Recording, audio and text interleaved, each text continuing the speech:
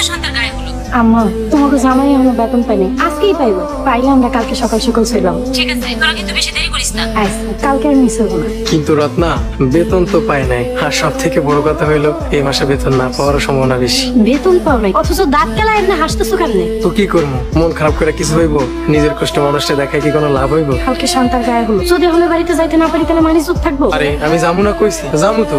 যাইবা যে, তোমার কাছে কি টাকা আছে? আচ্ছা, আমাকে বাড়িতে একটা খালি প্যাকেট ছিল না মিষ্টির, ও আছে তো। তুমি খালি মুখে হাসি রাখো। পেটে ভাত নাই, মুখে হাসি আইবো কেমনে? শোনো, কানতে কষ্ট হয় কিন্তু হাসতে কষ্ট হয় না। শোনো, তোমার শেষ শালীর বিয়ে, যত পারো খরচ করবা। খরচ করবো মানে এটা তুমি কি করবেন? যতবারই খরচ করবো, কই কই খরচ করা লাগবে তুমি শুধু বলবা। শোনো, যখন যা লাগবে সব আনবা, সবাইকে দেখাই দিবা যে তুমি সেটা জানো। এইটা কোনো কথা বললা? গতকাল থেকে এখন পর্যন্ত অলরেডি 10,000 টাকা খরচ করে ফেলেছি। গুড। আমরা একটু অপেক্ষা করি, ছোট জামাই আসলে আমরা হলুদের কাজটা শুরু করবো। আব্বা, এখানে তো তোমার দুই জামাই আছে, ছোট জামাই লেগে অপেক্ষা করার কি দরকার? না রে মা, আমার 3টা জামাই, ছোট জামাই আসো, তারপর সবাই একসাথে বিয়ের কাজটা শুরু করি। হ্যালো, আসসালামু আলাইকুম। ওয়ালাইকুম আসসালাম।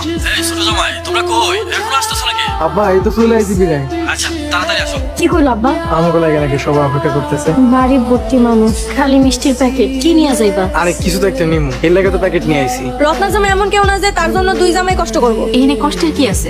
আপা, আগে আপা দুলাভাই আসো, তারপর সবকিছু। ঠিক আছে, তাহলে তুই অপেক্ষাই করতে থাক। এমন জানলে আগে আসতামই না।